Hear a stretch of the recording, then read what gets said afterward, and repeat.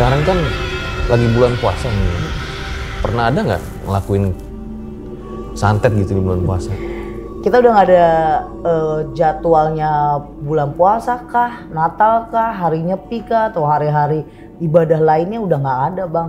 Jadi bagi gue setiap hari, setiap menit, setiap waktu itu untuk nyakitin orang udah.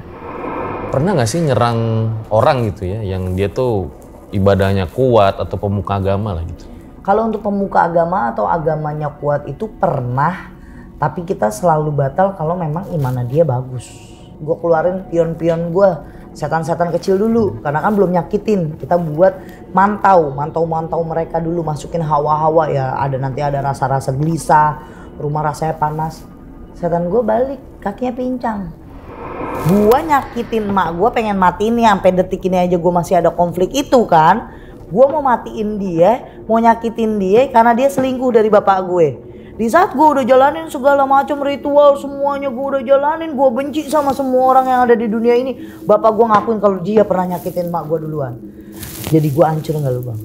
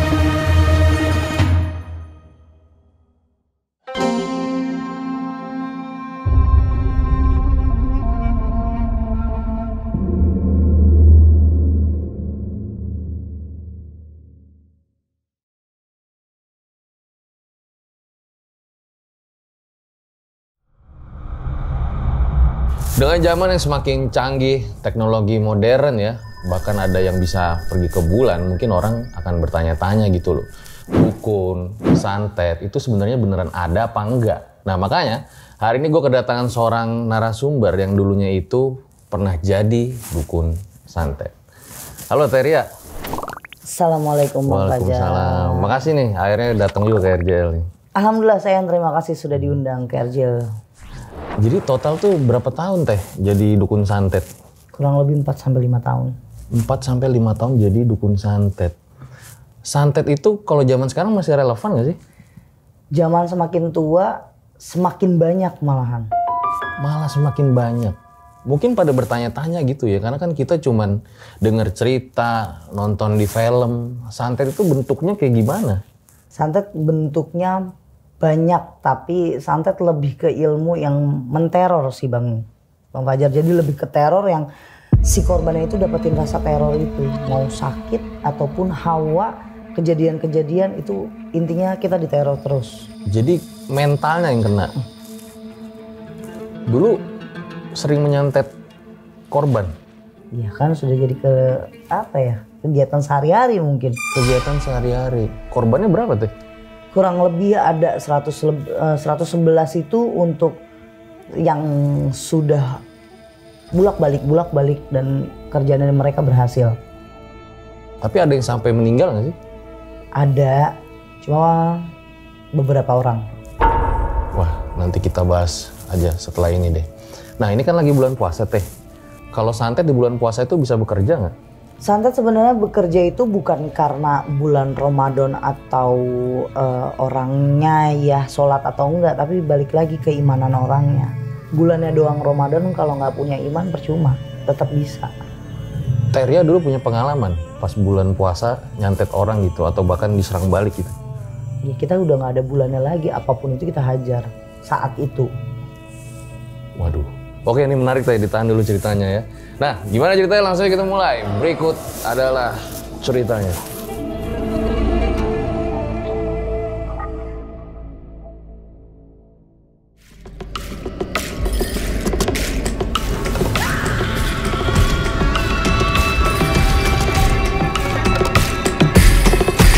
Teh, mungkin boleh diceritain dulu ya, motif pengen jadi dukun santet itu apa teh? Mungkin udah sering Bang Fajar saya cerita ke berbagai macam channel YouTube, tapi lebih detailnya lagi kan saya sakit hati sama orang lain. Ada pembulian karena saya kastanya orang miskin. Bapak saya kerja cuma seorang las keliling, security. Tapi yang orang lain gak tahu, mungkin sekarang sudah mulai banyak yang tahu. Saat itu orang gak ada yang tahu kalau sakit hati saya, kecewa saya sama orang tua saya sendiri, sama ibu kandung saya. Sakit, kecewa. Kenapa tuh? Saya ngerasa bukan dibodohi, bukan lagi cuma dibohongin, tapi saya sama ayah saya cuma dibutuhkan sama dia sesuai dengan apa yang dia mau. Papa saya stroke, dia punya laki-laki lain. Dia nggak terima kalau saya nasehatin dia, kalau kasihan dong bapak gue kalau kerja lo pacaran sama orang lain, kerja lagi lo sama orang lain lagi. Dan itu saya tiap di rumah itu perang sama mama, berantem terus sama mama, nggak pernah ada akurnya. Sampai akhirnya ya udah kayaknya emang ini jalan terakhir. Gue mengiyakan ajakan abah untuk masuk ke ilmu hitam. Jadi ini waktu sekolah. Jadi gini, pertama itu SMP sama SMA gue belajar dengan ilmu kebal dengan abah satu. Nah ini abah ini muridnya abah gue yang belajar ilmu hitam. Sebut saja dia Abah Abdullah ya. Abah Abdullah ini yang memperkenalkan gue ke Abah Maruf biar gue bisa memasuki ilmu hitam. Tapi gue nggak mau. Dia selalu bilang ilmu nambah lagi, ilmunya nambah. Saat gue lagi ribut sama keluarga Bang, bener-bener keluarga udah nggak harmonis. Gue nggak tahu hati ibu gue kemana sih untuk gue sama bapak gue, adik gue. Ini maaf teh ya, jadi waktu sekolah itu udah ngeliat kalau ibu selingkuh. Kalau untuk sekolah belum yang sampai detail. Jadi cuma dengar dari kata orang, tapi masih satu rumah kan kita. SD, SMP, SMA. Nah SMP, SMA itu gue belajar ilmu kebal. Itu karena dibully satu sekolahan gue yang hidden, sekolahan yang terpandang, yang punya nama. Sedangkan gue jadi OSIS, bapak gue nya cuma seorang security, terus las keliling. Saat itu bapak gue malah las keliling doang gitu. Timbul mau ilmu hitam pas SMA lulus, itu udah mulai lulus 1 tahun. Jadi bapak gue udah mulai sakit-sakitan, terus kerja kena PHK mulu. Di situ gue tahu mak gue selingkuh. Ngeliat langsung? Lihat langsung, baca langsung chatnya, ngeliat langsung. Karena saat pertama kali saya tahu mama saya itu selingkuh itu sama tabib keliling. Tahu nggak tabib keliling yang di kalau di perkampungan itu ngobatin sakit pakai minyak gitu. Nah itu modusnya itu pertama kali berobat katanya. Kira pacaran lama. Ngeliat langsungnya di rumah? Enggak, di tempat praktek itu, di lapangan deket daerah rumah gue lah. Ada lapangan besar terkenal tuh, lapangannya daerah Cipete itu. Karena kebetulan dulu rumah gue di Cipete terkenal banget, dia di situ. Teria ngikutin tuh ibunya? Iyalah, karena gue udah baca WA itu dia sama orang itu mama papahan. Sedangkan nomor bapak gue ada gitu. Gue itu tipikal orang yang overprotective sama bapak gue. Jadi bapak gue tuh gak boleh disakitin bapak gue. Karena ya namanya anak perempuan ya. Terus nyokap gue kalau bawel sama bapak gue aja, gue gak terima gitu. Nah ini gue baca. Kayaknya emang gue klik kena nih. Gue nih yang dikasih tahu nih sama Allah nih. Kok ada WA mama papahan tapi dengan orang lain. Udah kayak gitu cluenya aku udah di taman gitu. Udah mulai buka. Tenda juga udah di apa namanya pasang gitu. Kesana emang kan mereka pasang tenda. Oh di tenda? Di tenda kan pasang tenda. Iya banyak jemaah juga jadi bahasanya satu-satu gitu masuk untuk berobat.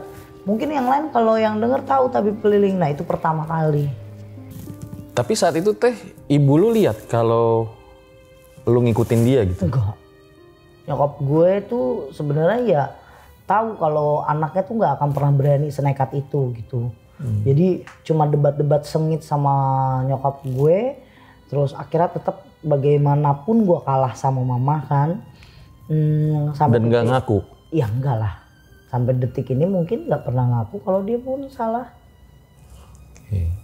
Jadi saat itu udah mulai capek.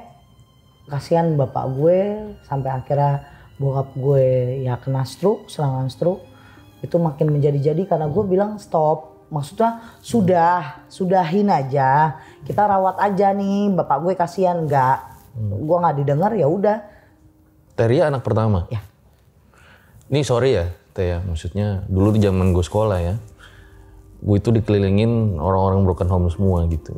Kita nih cowok-cowok jeger-jeger gitu ya, tapi kalau cerita masalah keluarga tuh pada nangis tuh kalau malam-malam tuh. Tuh saking hancurnya tuh dia tuh. Teria saat itu gimana cara ngadepinnya tuh? Sebenarnya gue tipikal orang yang introvert, gue selalu nunjukin ke orang-orang itu gue happy, gue senang, gue bahagia, gue baik-baik aja, karena di satu sekolah itu gue punya power nama gede juga bang. Kenapa gue sampai harus pakai wapak kan? Karena gue tahu nama gue terlalu nyentrik banget seorang perempuan kan, gue juga takut kenapa-napa di luar. Tapi mereka nggak tahu saat itu yang gue kumpulin tenaga di badan gue sama emosional gue itu, gue nggak mau cuma karena gara-gara gue orang miskin gue bisa dihina sama orang, diinjek-injek. Tapi fasenya setelah gue keluar dari sekolah ada lagi yang sebenarnya gue nggak bisa nampung itu semua. Tahu kalau orang yang kita sayangin itu selingkuh, ngianatin dan segala macem. Apalagi bapak gue nggak tahu, bapak gue kerja gitu. Saat bapak gue stroke, gue ngelihat yang kalau bapak gue aja dibuang apalagi gue. Dan kenyataan ya gue bawa bapak gue keluar dari rumah. Seakan-akan gue memang udah nggak ada harga dirinya di situ. Tambah lagi bapak gue nggak bisa apa-apa, ya mendingan gue bawa cabut. Mau diapain? Harus bapak gue ngelihat langsung dia selingkuh depan bapak gue. Udah lagi sakit, digituin. Jangan sampai terjadi, ya udah gue cabut. Gue bawa bapak gue. Mulai saat itulah gue minta izin sama bokap gue untuk ketemu sama guru silat gue. Karena bapak gue tahu gue belajar silat, tapi bapak gue belum tahu kalau gue belajar ilmu hitam. Di situ awalnya? Itu awal mula puncaknya. Sampai akhirnya gue nggak ngerti gue harus ngomong apa lagi sama bapak gue tentang keinginan gue. Nyokap gue udah nggak mikirin apapun di situ, jalan. Gue temuin guru gue. Lalu apa yang dipelajarin tuh? Gue datang ke tempat guru gue ceritain gue ada masalah gue ceritain dulu permasalahan itu. Gue dibuat kayak senyaman, enak. Terus gue gak dapetin kasih sayang yang utuhkan dari keluarga gue, abah gue ngasih itu. Terus istrinya dia, kalau gue panggil kan Nyai ya. Abah sama Nyai itu kayak ngerangkul gue, ini anak gue, gak boleh ada yang nyakitin, siapapun yang nyakitin lo, bales. Di situ ini baru orang tua, kalau orang tua tuh kayak gini. Ngebelain anaknya. Akhirnya ngobrol lah di satu ruangan. Abah bilang, taikin ilmu kamu. Ada satu ritual yang kamu harus lakuin, tapi beda dengan ritual-ritual yang pernah kamu lakuin. Abah tidak punya keturunan. Abah mau mencari orang, anak yang pantas, yang bisa, yang mampu mengisi apa yang Abah punya, menerima apa yang Abah punya, menjalani apa yang Abah punya. Saya tanya, apa memang yang Abah punya? Ya kan kita pikir kan keris, ya benda-benda pusaka gitu. Ternyata enggak. Ritual yang harus dijalani untuk penambahan ilmu itu, ilmu hitam selama 41 hari kita berendam di dalam telaga. Kepikiran 41 hari ninggalin bapak gue lagi stroke. Itu berarti bapak sendirian di rumah? Ya. Gak sendirian sih, sebenarnya ada mantan suami gue. Yang sebenarnya nggak guna juga dia di situ, tapi setidaknya ada orang lah untuk jagain bapak gitu. Ibu nyariin nggak? Oh tentu tidak. Ya enggak lah. Biasa aja. Karena mau sampai detik ini pun ya memang sifat nyokap gue gitu kali ya. Wataknya jadi kalau ada bapak ya biasa aja dia. Mau anaknya mati dimakan cacing kek, mau anaknya di sana mati beneran atau gimana, kelaparan, ya nggak ada untuk nanya kabar tuh nggak.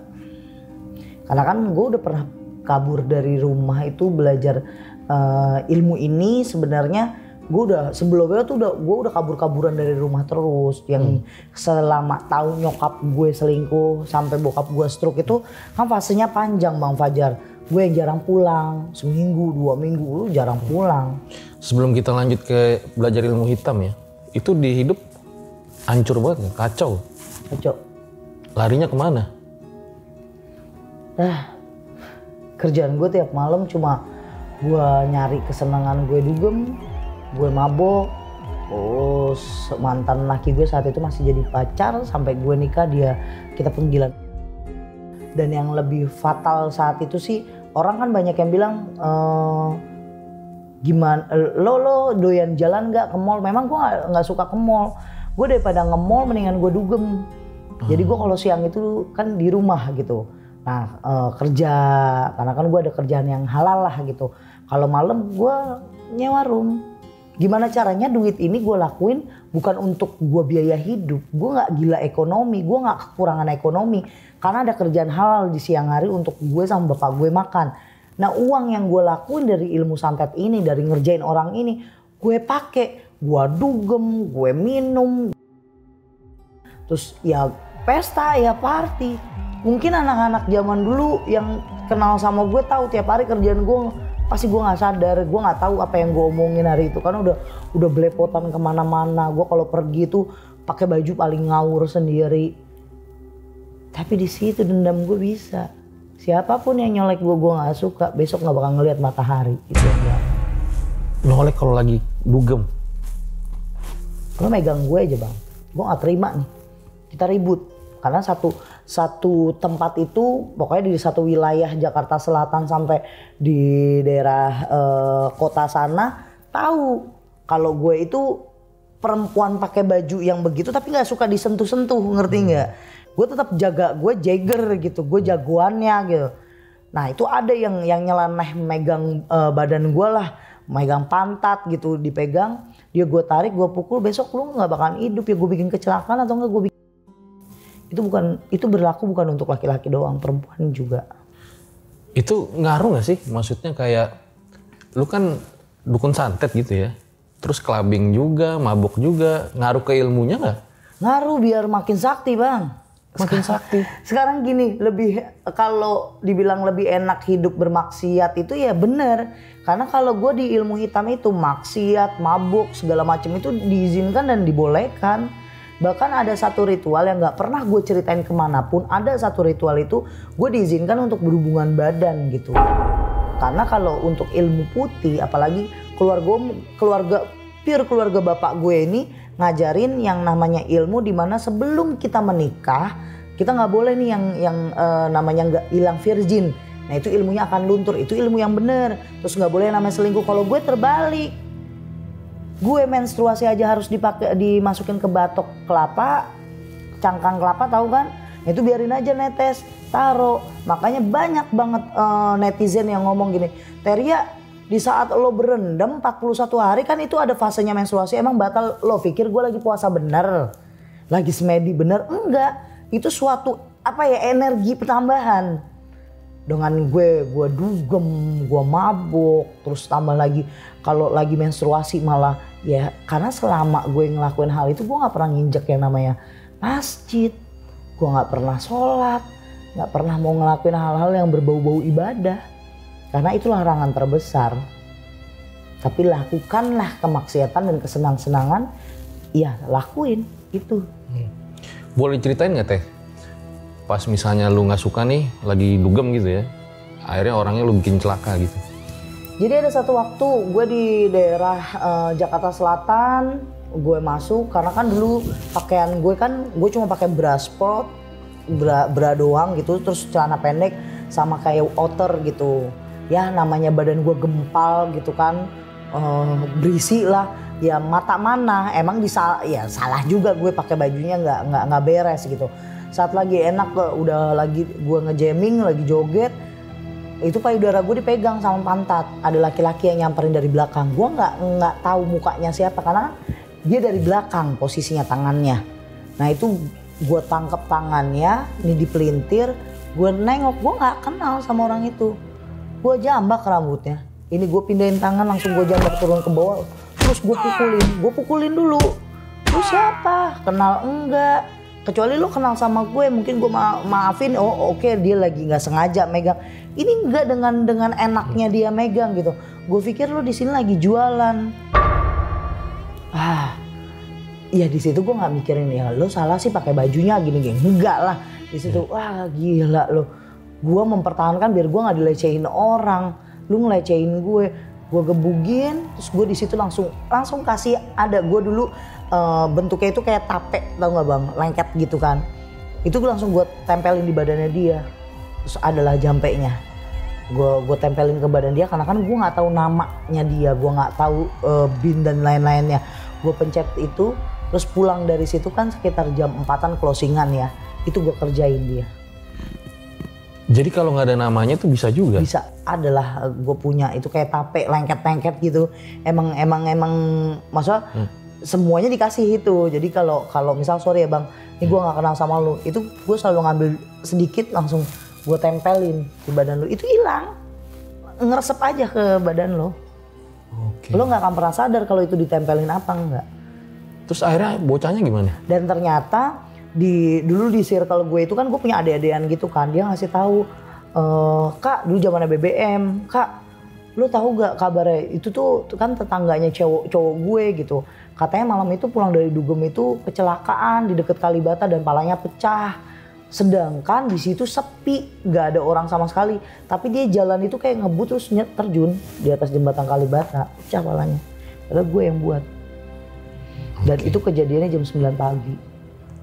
Gue tahu dia ditelepon kan, gue dikabarin lewat BBM. Berarti saat itu ya, karena memang ada banyak masalah gitu ya, jadi larinya ke kehidupan lifestyle juga, sama ilmu hitam juga ya. Luar biasa nih. Nah mungkin mulai ceritain teh, pasien pertama tuh gimana? Kalau untuk pasien pertama itu gue cari pasien yang memang dendamnya sama orang tua bang. Okay. Nah kalau kebetulan kan pasien pertama itu memang dikasih sama abah, kayak memang itu pasien abah, dikasihlah ke gue dan itu gue belum berkutik, ya udah gue terima gitu kan, dengan masalah dia ada apa ya kayak bisnisnya dia itu di dapat saingan lah, kayak ngerasa disaingin gitu, terus dia nggak suka, dia pengen itu tempat bangkrut. Tapi bangkrutnya dengan cara si yang ownernya ini dibikin sakit, lumpuh mati. Jadi bangkrutnya itu perlahan. Oke, saya terima. Berapa jangka waktunya yang diminta? Dia cuma minta dalam waktu 13 hari. Jadi dalam waktu 13 hari dia sakit, blek. Oh ya udah. Terima. Semuanya persyaratan yang saya minta ke dia itu dipenuhin, baru lo bisa balik ke gue dengan mahar, terus kayak minta mahar, terus gue minta ayamnya, ayam cemaninya, gue minta ada janin atau enggak gue minta ari-ari gitu, terus gue minta darah apa, tanah kuburan atau kembangnya, itu dia harus penuhin itu untuk gue. Maharnya itu juga lumayan, ya bisa lah kalau gue buat dugem 2 hari buka room. Oke. Nah itu Teria kalau sebelum mengerjain orang tuh, contoh yang pasien 1 tadi ya, itu buat perjanjian sama iblis. Makanya adanya saya minta beberapa hal yang harus si pasien itu ngasih ya, contoh kayak harus ada janinnya, harus ada ari-ari, harus ada ayam, kan kita selalu pakai ayam cemani kan, minta darahnya itu harus ada. Itu untuk perjanjian, untuk kasih ke dia. Iblisnya sosoknya kayak gimana teh? Ya pasti hitam, tinggi, ya itu udah definisi yang biasa, ya bertaring, terus ada, kalau tanduk enggak sih karena dia cuma kecil doang, tapi dia lebih kelihatan matanya dia besar kayak tampah. Ini segini nih lampu gobox itu. Dia tinggi banget, semakin saya ngeliat ke atas dia makin tinggi. Tangannya dia ampun-ampun, panjang banget. Tapi dia paling suka sama daerah mens. Makanya selama gue mengabdi dan menganut ilmu hitam Bang Fajar, kok nggak tahu setiap gue lagi hamil anak gue hilang aja. Atau enggak tiba-tiba keguguran yang cuma darah doang ngalir. Padahal setiap tes pack sama ke bidan sekali nih, buat mastiin kalau gue memang dapet lagi hamil, terus gue masuk ke usia kandungan berapa gue udah tahu. Masuk ke usia kandungan 3 sampai 6 bulan itu pasti hilang anak gue. Berapa kali keguguran? 13. Makanya qadarullah gue dikasih 1 anak. Yang sekarang ini ya. Itu akan gue jaga karena gue takut saat itu gue nggak bisa dapetin anak lagi. Oke, setelah Teh Ria tobat ya. Ya.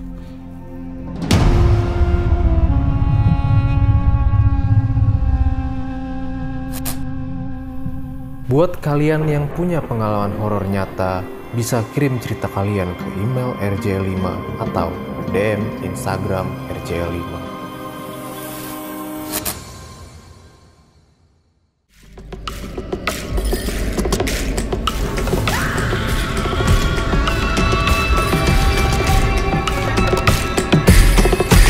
Tapi mungkin ya kalau menurut gue Teh ya bisa dibilang kan saat itu kita nggak lagi bener-bener waras gitu. Nah pas 13 kali keguguran, lu sedih atau enggak tuh? Depresi juga bang, karena kan gue memiliki suami itu saat itu mantan suami gue kan penggila narkoba, KDRT juga, doyan selingkuh. Pikiran gue mungkin kalau gue punya anak kan bisa nih dia agak sedikit berubah gitu, bantuin gue lah. Kerjanya dia tuh nggak pernah yang namanya kerja gitu, ya makan tidur nyabu, mabuk lagi, makan tidur nyabu, mabuk lagi, begitu terus, selingkuh. Kalau gue salah pukulin lagi, digebukin lagi sama dia. Jadi gue itu luapan emosi kan kemana-mana kan. Saat gue lagi ngalamin ya keguguran lagi, untuk biar gue nggak kebawa mati sama iblis yang punya gue sendiri, yaitu darah yang ngalir itu ya gue lewet, teterin ke muka, gue makan. Tapi lo sadar? Ya sadar nggak sadar sih sebenarnya. Tapi itulah yang memang sudah jadi clue kalau saat lo mengalami pendarahan hebat jangan dibuang, nanti ikut kebuang. Gue tahu maksudnya, biar gue nggak ikut mati juga. Akhirnya gue makan. Ya Allah, gue juga kepengen gitu kan. Pengen saat itu, ya ampun, pengen deh punya anak gitu. Ya itu pengen ngebenerin mantan suami gue. Cuma step itu banyak gue lakuin sampai 13 kali. Sampai bener-bener gue ngerasain gak pernah lagi keisi perut gue. Itu pas yang ke-13 kali. Nah ini mungkin masih pada penasaran nih Teh ya. Tadi kan melakukan perjanjian dengan iblis gitu. Nah akhirnya si iblisnya ini ke target tujuannya itu melakukan apa gitu? Contoh kayak tadi pasien 1 lah. Sebenarnya target yang ibaratnya kita kasih ke iblis itu kan sajen ya bang. Sajen-sajenan, terus yaitu kenapa gua harus makan janin atau makan ari-ari. Janin itu janin aborsi. Janin aborsi yang kita makan dari hasil adiknya si Abah ini kan dukun aborsi. Nanti sama dia diimbuh atau ditaruh di tempat gitu, ya didiemin lah. Nanti kalau gue lagi mau ritual gue makan. Nah semuanya itu masuk untuk persembahan dia. Daripada gue nikah sama dia, mendingan gue persembahin anak gue, kandungan gue, apa yang gue makan untuk dia. Daripada gue dinikahin sama dia, gue gak mau. Nah nantinya setiap pasien-pasien gue yang meninggal kecelakaan balik lagi dia darahnya minta. Darah korbannya? Iya. Nah terus ngambilnya gimana? Ya, itu udah caranya dia mungkin. Oh bukan Teh Ria yang ngurus? Bukan. Cuma kalau yang dia butuhin dari gue ritual itu ya memang harus ada darah. Untuk dia menuruti apa yang gue mau. Apa yang gue minta gitu. Makanya setiap bulan itu selalu ada darah menstruasi gue. Sekarang kan lagi bulan puasa nih ya. Pernah ada nggak ngelakuin santet gitu di bulan puasa? Kita udah nggak ada jadwalnya bulan puasa kah, Natal kah, hari nyepi kah, atau hari-hari ibadah lainnya udah nggak ada bang. Jadi bagi gue setiap hari, setiap menit, setiap waktu itu untuk nyakitin orang udah. Boleh diceritain nggak Teh? Ada yang target lu mau santet tapi ternyata nggak bisa gitu? Ada. Gue kedatangan tamu, dia minta buat bosnya dia ini lengser lah gitu. Rekan kerjanya lengser karena dia kan atasannya. Ternyata yang kita mau kerjain dia adalah cucu, benar-benar cucu dari orang Kalimantan. Mungkin kalau kita bilang Dayak lah, suku Dayak lah. Karena kakeknya dia itu sama leluhur-leluhurnya dia itu orang bisa di sana. Tetua adatnya. Nah saat melakukan ritual dia 1-2 minggu itu kejadian lah bang. Dia lumpuh kayak orang stroke. Jadi jatuh di kamar mandi terus tiba-tiba semua badannya nggak bisa digerakin sama sekali. Kalau stroke itu kan masih bisa kanan aja atau kiri aja kan. Ini sama sekali nggak bisa. Dibawalah dia pulang Kalimantan. Akhirnya posisi itu didapetin sama target apa si yang orang datang ke tempat gue gitu. Gimana target lu? Aman, aman teh. Gue udah naik posisinya, dia dipulangin ke kampungnya. Cuma bilang ke kampungnya, nggak bilang kalau dia itu orang Kalimantan kan. Ya gue dengan santainya aja ya ngerjain begitu udah biasa kan. Mau dia orang Padang, orang mana kita kerjain lagi.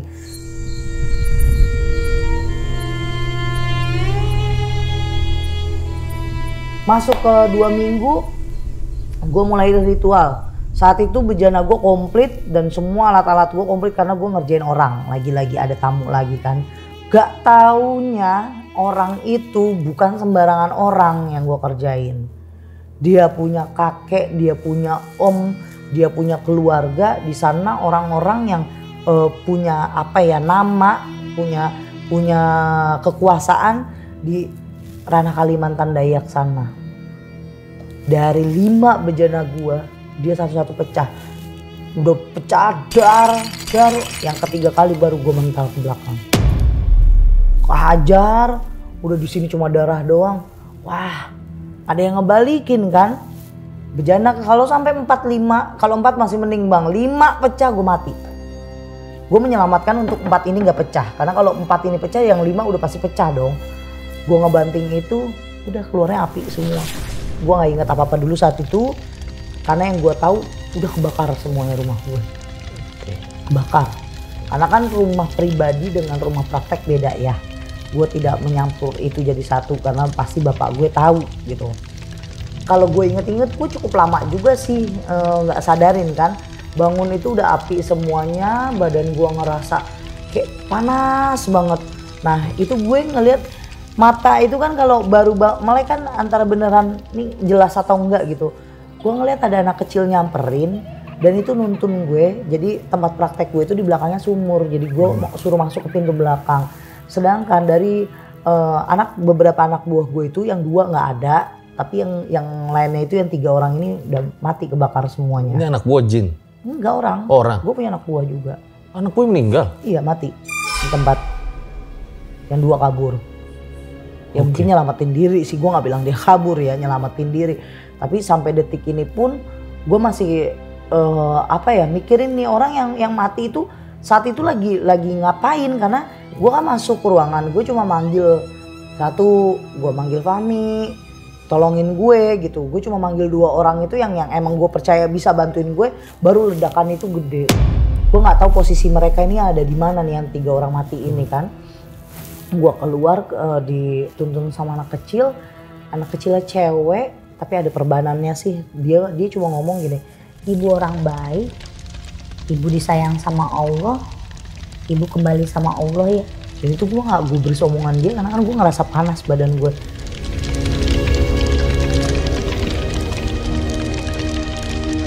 Dan gak lama gue gak tahu lagi nih ada bapak sama anaknya itu 7-8 tahun datang nyelamatin gue. Dan nggak jauh dari situ itu ada motor kayak motor bebek. Gue dibawa sama dia dan itu gue nggak ingat tiba udah di mana daerah mana dia bawa kemana, udah di rumahnya dia. 1 hari 2 hari nggak bisa. Ini rumah beneran?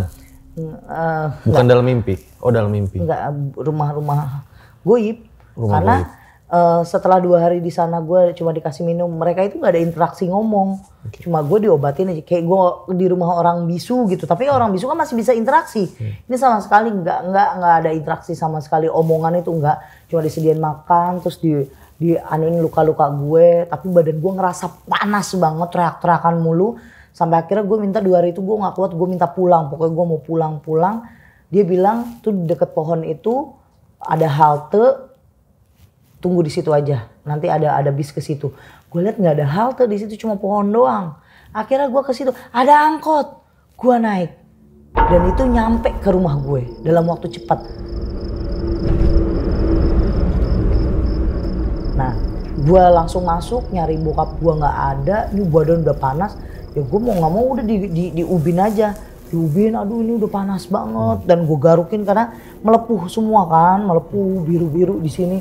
Gue ke kamar mandi, gue basuh bang, gue mandi makin panas, nggak lama bapak gue ada ucapan salam lah, bapak gue masuk ke rumah, gue ditarik sama bapak gue, kenapa kok sampai masuk kamar mandi, karena dia orang stroke kan nggak mungkin bisa ngangkat gue kan, Gue keluar cuma ditarik sama dia. Tangannya dia kan dia stroke kiri. Yang kanan ini narik badan gue sekuat-kuatnya dia, terus narik gue. Terus dia bilang, kamu dari mana, ngapain aja, kenapa gitu. Gue bilang gini, di atas kepala gue bang, gue tuh ngeliat jelas banget nih cuma sejengkal doang. Itu pusaran api. Panas pak, aku panas, gak kuat, panas. Karena kejadian gue meledak itu terlalu cepet. Yang gue lihat cuma terakhir yang gue inget bang, saat bejana gue itu pecah, bener-bener pecah, gue kebakar. Sebelum gue siuman, ada kakek-kakek tatoan dan kupingnya panjang banget bawa tombak, dan dia nyuruh gue untuk tobat. Kalau kamu mau minta maaf, kamu mau membersihkan diri, kamu mau bertobat, saya akan memaafkan kamu. Kalau kamu tidak mau bertobat dan berbuat baik, saya akan terus menghantui kamu dan nyakitin kamu karena kamu sudah menyakiti cucu saya. Dan terakhir dia ngomong gue nggak jelas karena gue tahu dia pakai bahasanya dia.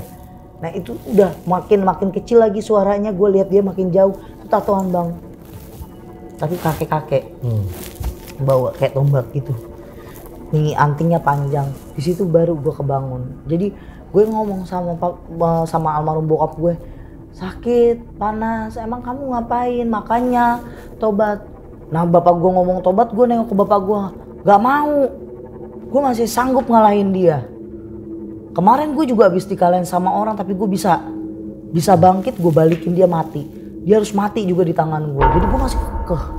Gue masih yakin kalau gue bisa matiin itu orang. Bukan gue yang disuruh tobat.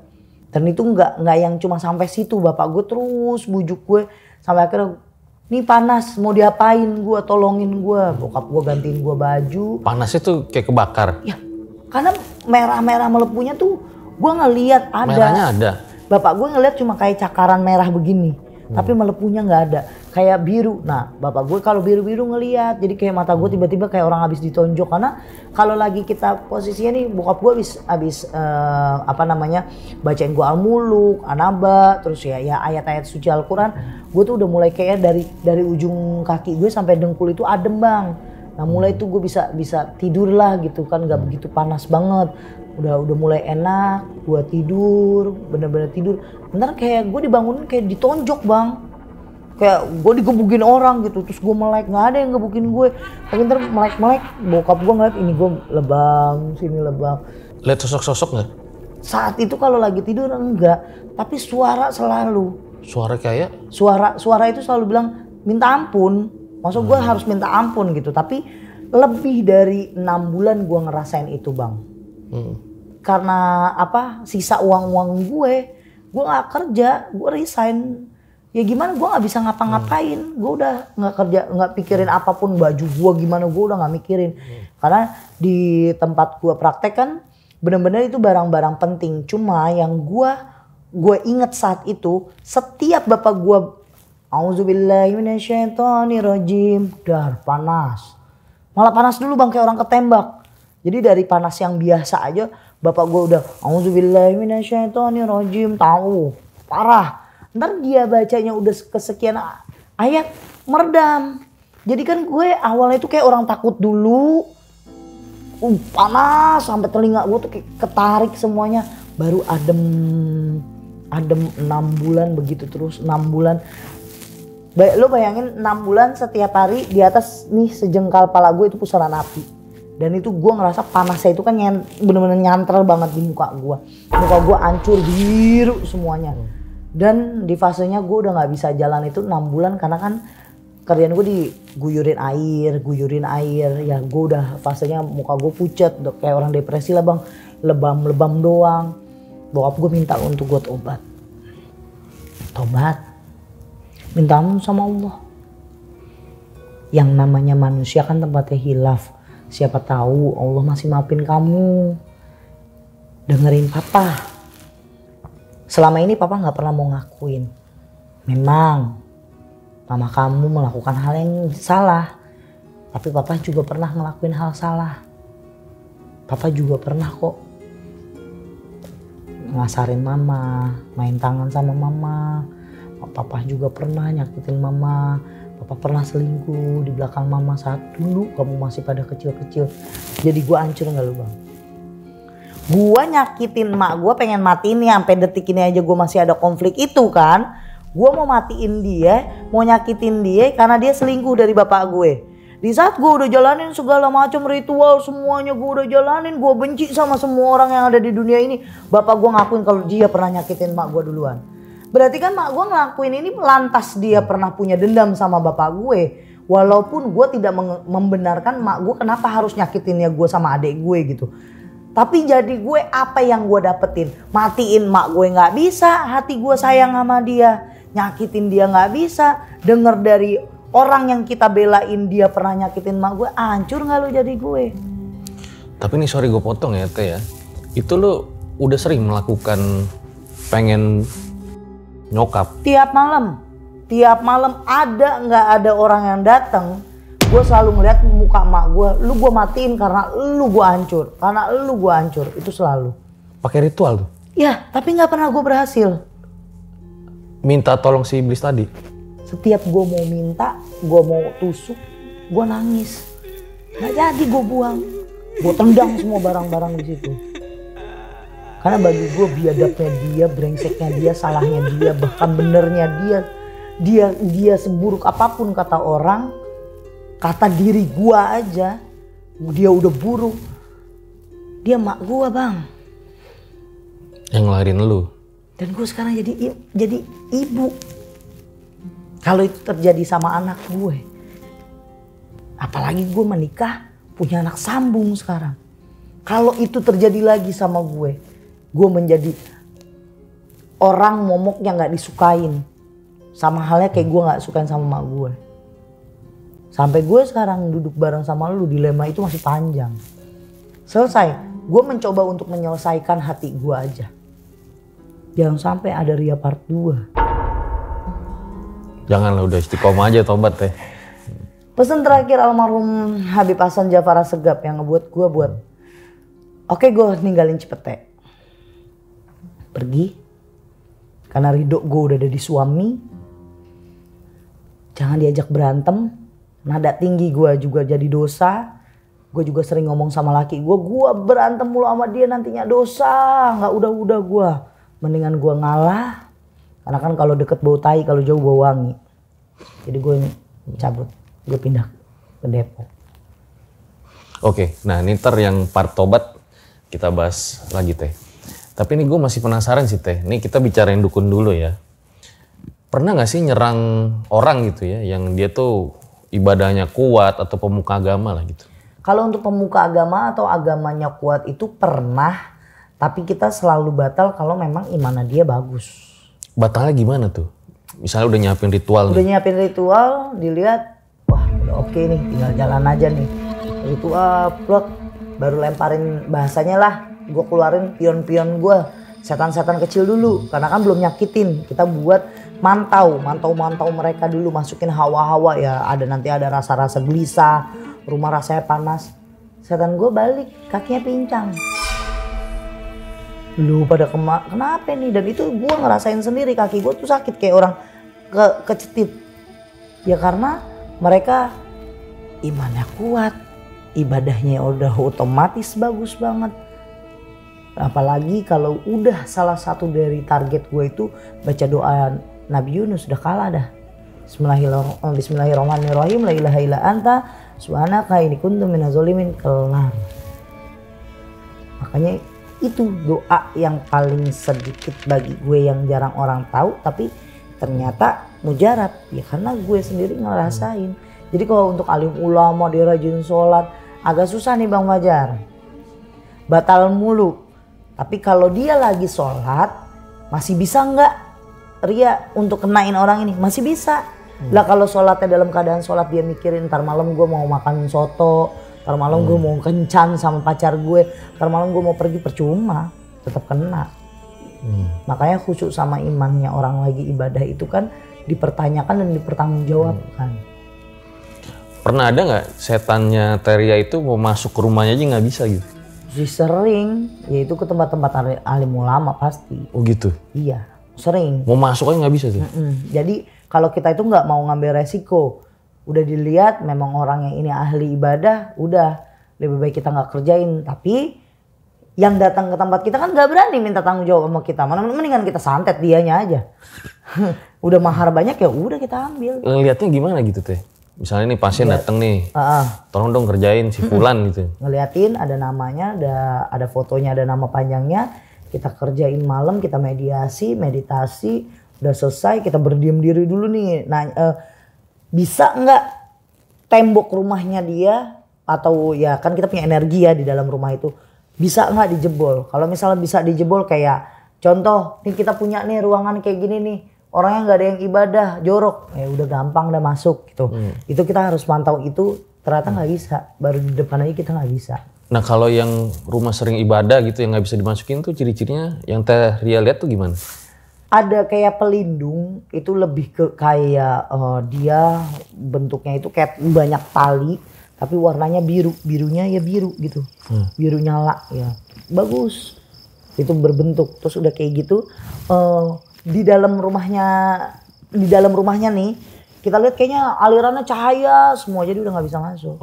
Biasanya orang-orang itu yang rajin ibadah, rajin melantunkan ayat suci Al-Quran, terus orang-orang yang di dalamnya yang berucap aja itu udah ibadah, apalagi dia melakukan sesuatu itu udah susah banget. Jadi kalau kayak gitu udah ambil aja duitnya. Nah udah deh gue ambil duitnya aja santet deh. Pasien. Nah karena ya lu gak bakal berani minta duit gue. Sekalian aja gue bikin bungkem gitu. Masya Allah ya, jadi memang gak bohong lah gitu ya. Bahwa memang kalau beribadah gitu ya, beriman gitu ya, susah. Bentengnya kuat gitu ya. Ya itu gak bisa dipungkiri. Emang benar-benar kekuatan ibadah bang. Oke. Nah kalau pelet tuh pernah gak? Kalau pelet pasti pernah bang, kan kita nyangkupnya itu bukan cuma santet, telu, guna-guna ya. Kita ada pelet, gantung waris, gendam, terus ada pesugihan juga ada. Kalau pelet itu, saya ada kejadian dulu itu cici-cici gitu kan, orang Cina gitu datang.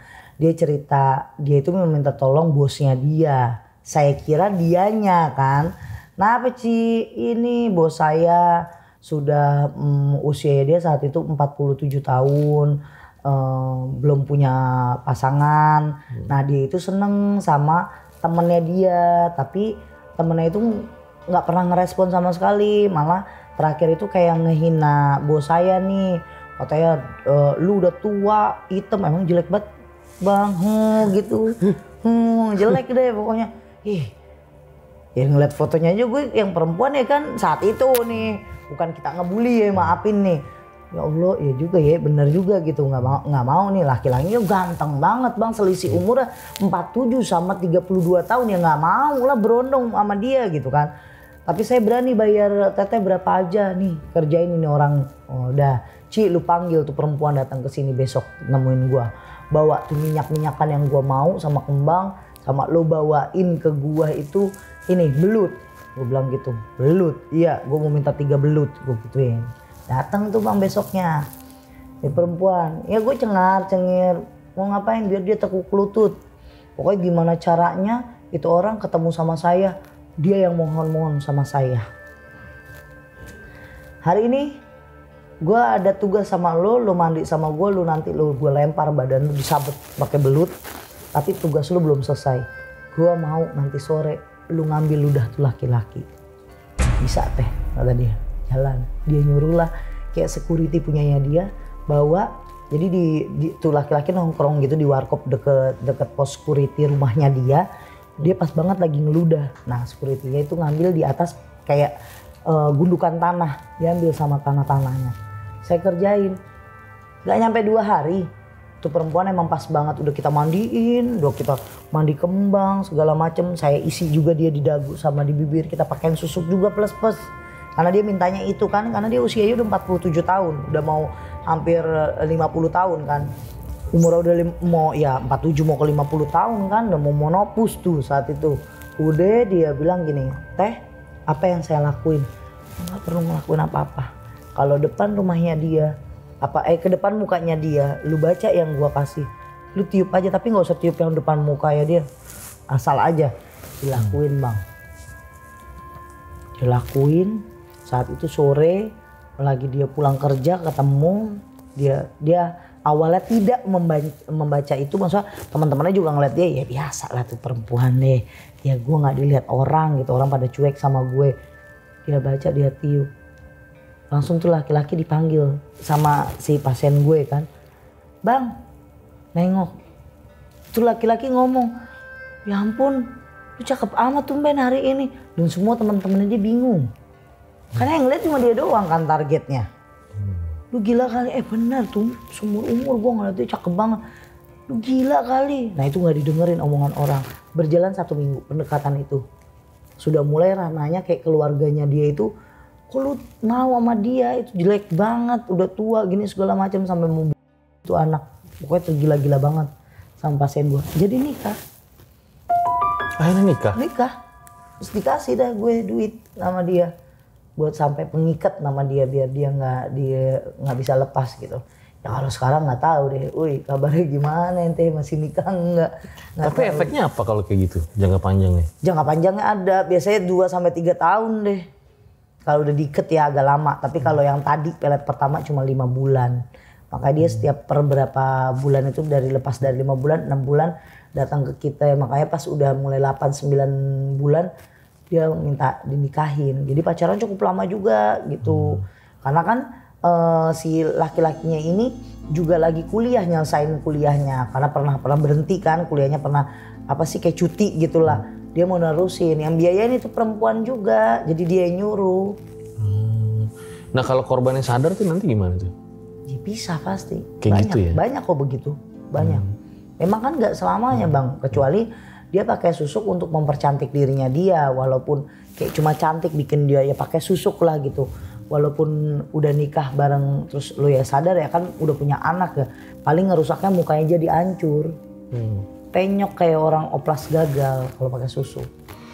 Ada efek sampingnya nggak yang tadi pakai pelet tadi? Kalau pakai pelet itu efek sampingnya ya setelah kalau udah ketahuan mukanya itu nggak akan bisa kembali cantik kalau nggak balik-balik lagi. Susah. Ya malah lebih parah lagi, malah kelihatannya tua banget. Ciri-ciri orang pakai pelet menurut Teh Ria? Kalau untuk ciri-ciri pelet itu nggak bisa diciri-cirin karena pelet biasanya untuk satu orang atau untuk satu kelompok. Kayak contoh untuk satu laki-laki atau untuk banyak laki-laki. Untuk satu perempuan atau untuk banyak perempuan. Jadi nggak yang dikhususkan. Kalau santet itu kan kelihatan jelas. Kalau orang diteluh, santet guna-guna kelihatan jelas. Kalau untuk orang melet enggak. Kadang dia juga kan nggak melet kita gitu, cuma satu orang. Kita nggak cuma tahu paling ciri-cirinya di sininya dia ada, di sininya dia ada gitu. Cuma kan dia ngerancu, nih peletnya pakai susuk apa enggak nih, kayak Bang Pajar pakai enggak nih, kan harus dilihat dulu.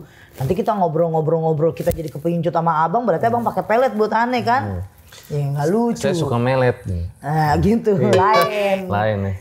Karena pelet dengan gantung waris itu ada kesamaannya. Kalau gantung waris itu di saat orang menyakiti dengan cara mengikat. Kalau pelet itu kan menyenangi dengan cara mengikat. Kalau gantung waris itu tidak menyukai, menyakiti dengan cara mengikat. Jadi orang yang ditargetkan jadi gantung waris, dia tidak akan bisa menikah, tidak punya anak, bahkan usahanya dia tidak lancar-lancar. Semuanya ketutup, jadi cuma ngegantung aja. Pernah bikin nggak orang BAB-nya nggak lancar gitu? Itu sembelit. Beda ya? Iya. Teh, sampai akhirnya memutuskan untuk tobat karena yang tadi ya, yang udah api-api tadi ya. Itu gimana maksudnya? Faktor ayah dominan di situ ya? Banget. Jadi kalau pada saat itu papa mengemis, meminta, bahkan memohon ke saya untuk tobat, yuk tobat, kamu orang baik, udah maafin mama dan segala macam ucapan papa. Sampai akhirnya saya nggak dengar langsung, saya nggak tahu ini memang halusinasi saya atau memang Tuhan mengirimkan malaikat untuk menyadarkan diri saya. Saat itu papa saya lagi ngelantunin ayat-ayat Al-Quran. Saya mulai agak terlelap tidur. Dibisikkan terakhir saya saat papa saya itu, saya ingat sebelum saya tidur itu papa saya minta, yuk baca 2 kalimat syahadat. Papa tuntun biar kamunya jadi tobatan nasuha. Nanti papa yang ngajarin buat kedepannya kayak gimana. Kan sudah mulai membaik, masa mau begini terus. Saya marah sama papa. Saya sikut, saya tendang tuh, saya singkirin badannya dia. Sana nggak lu? Nggak mau gua gitu. ya udah kalau mau tobat ya papaya tobat, aku nggak mau gitu. Terus ada perdebatan lah sama dia. Terus saya tidur, almarhum sambil ngaji di dekat saya. Itu saya ngedenger kayak geledek tapi kenceng banget bang. Geledek juga kayak orang mecut tuh, cakar langsung gitu. Tapi itu yang kedengar ngegemak banget di telinga gue, man robuka. Siapa Tuhanmu? Itu bangun bang. Lo bayangin lagi tidur lo ada yang ngomong man robuka. Bangun nggak lo? Antara beneran malaikat atau gue cuma halusinasi. Bangun, gue bangunin, narik bapak gue ngeliat. Kenapa? Karena gue keringetan semuanya. Kenapa lagi? Aku mau tobat. Nah di situ dituntun sama bapak gue udah girang banget deh. Itu dia, muka dia sumringah banget, bahagia banget. Akhirnya dia bantuin gue ngucapin 2 kalimat syahadat walaupun sampai berkali-kali itu sulit. Terus dibantu sama bapak gue sampai akhirnya lancar. Sampai terakhir papa bilang sujud minta ampun sama Allah. Kalau memang itu semuanya harus dikembalikan sama Allah ya harus dikembalikan. Minta ampunan sama Allah. Nah pas gue sujud itu habis selesai baca 2 kalimat syahadat, gue minta bang, gue mohon ya Allah, saya minta ampun dunia akhirat. Ya Allah, kalau memang semua yang ada di badan saya ini bukan milik saya, tolong kembalikan ke pemiliknya. Kalau memang ini dikhususkan untuk saya, buang ya Allah dengan mujizatmu, dengan apa yang kamu bisa ya Allah, tolong ya Allah, saya minta ampunan. Gue langsung kayak tenang banget. Gue bangun, gue peluk bokap gue.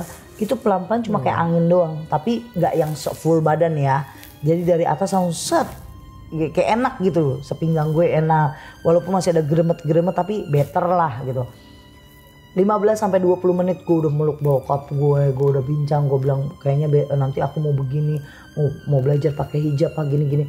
Gue nyari, oh iya handphone Ria mana ya? Karena udah beberapa hari ini hampir seminggu gue nggak pernah ngecek handphone gitu. Gue cari, gue kan punya 2 BlackBerry kan. Gue cas, terus gue lihat karena mati saat itu ada BBM dari Nyai. Nyai ini? Nyai itu istrinya Abah. Okay. Beberapa waktu itu ada 15, pokoknya itu kan gue ngambil sekitar 30 menit setelah gue mengucapkan 2 kalimat syahadat dan gue melakukan sujud kan bang. Itu 15 menit setelah itu tuh dia ngirimin dan ngasih foto, ngasih kabar kalau Abah meninggal dalam keadaan ini penuh darah tapi mangap begini. Nah di situ gue belum ada kepikiran apapun, gue cuma kok bisa pas banget. Nah itu gue udah sadar, maksud nyadarin itu sudah 1 bulan setelah itu gue cerita sama bokap gue karena pas hari itu gue cuma bilang kayak gini, guru silat aku meninggal, gue cuma bilang kayak gitu, gak yang jelasin kronologisnya kayak gimana. Itu bener-bener. Terus Nyai cuma bilang kalau memang di sini sudah titik kita harus mengenal siapa Tuhan kita, ya udah Ria cari guru aja untuk bertobat. Tapi itu nggak gue baca, gue udah diemin. Gue cuma kayak gue ketakutan karena Abah bisa meninggal gitu. Terus kalau Abah mati gimana ini? Ya lu anggap pelindung lu lah. Ya berarti kesempatan gue untuk syahadat kan benar. Udah gue lanjutin. Untuk istiqomah udah mulai berjalan sampai ada 2-3 bulan. Itu berarti kan selama jadi dukun santet kan pernah sholat nggak tuh selama jadi dukun santet? Nggak pernah ya, memang dilarang ya. Nah pas sholat pertama kali tuh setelah tobat rasanya gimana? Nangis. Kangen. Rindu. Senang. Ngerasa kayak sebenarnya ini yang gue butuhin gitu. Gue itu nggak suka huru hara bang, gue tuh sebenarnya nggak suka banyak ngomong. Gue tuh kalau udah mulai meledak marah baru gue berani ngucapin, tapi kayak meledak meluap-luap gue cuma butuh peluk gue dah, tenangin gue dong gitu. Karena itu kan jadi penyakit mental gue bang, dan mungkin sampai detik ini gue nggak bisa nahan gue emosi. Sampai gue ketemu sama suami gue baru gue emosi, gue mulai ada yang bisa ya nge-tracking gue pelan-pelan gitu. Kalau saat itu tuh kayak ada di sini yang udah pernah sempet hilang, lagi sholat itu rasanya gini banget ya. Apalagi yang nuntun gue kan bokap gue sendiri gitu. Terus gue ngeliat dia aja yang sakit kayak gitu masih sanggup buat sholat, masa gue enggak. Itu rasanya ya. Karena Kita kan selama ini nyari apa sih, ternyata di sini yang kita cari gitu. Ya benar juga kata bokap gue kan. Mau nyari dendam, mau nyari marah itu gampang. Tapi nyari tenang itu bukan ada di mana-mana, adanya di sini. Dan gue lakuin itu. Sampai akhirnya ayah meninggal ya? Ya, 3 tahun yang lalu. Tahun ini masuk ke 3 tahun. Sebenarnya hari ini gue datang ke tempat lo itu dalam keadaan kita memang sedang berduka semuanya bang. Mobil khusus, guru besar saya, kecintaan saya, ayahanda saya, cahaya saya. Saya malah nangis. Kemarin saya nangisin bapak saya, tapi ini momennya memang berat banget. Sebenarnya saya mau minta reschedule lagi, tapi kan udah kita reschedule banyak banget bang. Guru besar saya, Habibana Hasan bin Jafar Segaf, baru berpulang dalam keadaan yang Masya Allah. Allah panggilnya tanpa rasa sakit mungkin, karena secepat itu. Baru masuk puasa kedua Habib Hasan. Di bulan Ramadan juga ya? Beliaulah satu-satunya alim ulama mungkin di saat awal-awal kenaikan saya di dunia spiritualis yang begini masuk bantu orang. Beliaulah yang angkat saya untuk yakin Allah itu lebih suka sama orang yang baik, yang mau baik, yang mau jadi baik. Lebih baik kita jadi orang baik yang disakitin, nanti matinya jadi baik, dibandingin kita nyakitin orang yang matinya nggak bakalan jadi baik. Saya diterima, saya dikasih tongkat sama beliau, tongkat yang selalu saya bawa kemana-mana kalau saya pengobatan atau penelusuran, karena ada amanah beliau ini buat nemenin saya kalau saya lagi rindu sama Habibana. Aduh Habibana, maafin Habib ya, belum nyenengin Habib. Mudah-mudahan ijazah Habib, amanah dari Habib insya Allah saya jalanin. Biarin orang mau fitnah saya, mau nggak suka sama saya, yang penting saya jalanin apa yang guru saya ajarin. Amin. Itu jadi tuh Teria akhirnya berguru sama beliau ya? Iya, karena saya kan anak perempuan. Saya pikir saya nggak dianggap lah kalau untuk sama para habaib kan susah gitu kan untuk ketemu jabat tangan. Paling terakhir itu saya ketemu sama Abah Lutfi. Kalau Abah Lutfi memang di Pekalongan emang gampang untuk saliman gitu. Saya juga di pondok pesantren dulu saat pas istiqomah pertama juga deket sama kiai-kiai. Tapi ini kan alim ulama yang terbesar di Jakarta juga kan, Habib Hasan. Banyak banget majelis, saya juga termasuk ikut majelis Nurul Mustafa gitu. Saya dikenalin lewat Syakir Daulay. Oh iya. Kebetulan kita ada program Syakir pengen buatin film untuk saya kan. Dan itu dari judulnya semuanya Habib yang dukung. Pas dateng nemuin Habib di Istana Segaf, pertama kali ketemu Habib bilang ada khotbahnya Habib, ada ceramahnya Habib 2 minggu sebelum ketemu sama saya udah diceritain. Kalau Habib bakal ketemu satu-satunya perempuan aja yang jadi anak muridnya dia yang deket banget. Akhirnya dipanggil lah beberapa muridnya Habib untuk ngambilin tongkat buat saya. Dan saya diizinin untuk cium tangan Habib sebatas jadi guru untuk muridnya. Masya Allah, Masya Allah. Ya kita bisa ambil petik pelajaran banyak banget nih dari cerita Teria ya, yang mungkin gue juga baru pertama kali nih denger di podcast ini, di podcast lain belum didengar gitu ya. Tapi sampai sekarang gitu ya, masih suka nggak, kan kadang ada anak buah tuh yang jin-jin gitu ya, masih ngelilingin Tete apa bener-bener udah nggak ada? Bang, kita aja sekolah dari kelas 1 SD sampai mungkin sampai kuliah aja pelajaran masih kita hafal, bener nggak? Apalagi ini yang baru beberapa tahun yang lalu. Masih ngelotok di kepala, masih pasti masih ngikutin. Karena cuma satu, jin itu nggak akan pernah mati. Gimana caranya kita biar kehindar dari jin, ya kitanya kuatin iman lagi. Apalagi ini udah masanya sekarang itu duduk di akhir zaman. Keluarganya Rasulullah dicabut, pada diambilin, alim ulama pada diambilin semuanya. Tinggal nih kita orang-orang yang mau dibodohin sama Dajjal, jangan sampai deh, nauzubillah min dzalik. Makanya saya yakin kalau misalnya saya tanya di diri saya mau balik nggak ke ilmu hitam ataupun mau balik ke ilmu putih, itu tergantung sama iman saya. Kalau dia masih ada bang, wujudnya, rupanya, janjinya kayak nanti lu gue bagi ini, nanti lu gue kasih ini, masih namanya jin, namanya iblis. Ya mudah-mudahan segera cepet lepas semuanya lah ya. Ya. Dan masalahnya cepet kelar, kita doain nih guys. Sekali lagi makasih Teria ya. Sama-sama Bang Fajar, terima kasih juga. Subscribe juga channelnya apa teh? Misteria. Dan satu lagi Bang, kalau misalnya Abang ada butuh bantuan apa-apa mau ngobrol ke rumah saya. Tuh, kalau butuh bantuan minjem duit misalnya. Itu ke Abang aja. Jangan ke saya. Bukan ya. Jangan. Oke, sekali lagi thank you Teria ya. Sama-sama Bang Wajar. Nah, episode kali ini akan gue tutup dengan sebuah quotes ya. Jangan lihat seberapa gelap masa lalumu, tapi lihatlah seberapa terang masa depanmu. Gue Fajar Aditya, RJ5 undur diri. Ciao.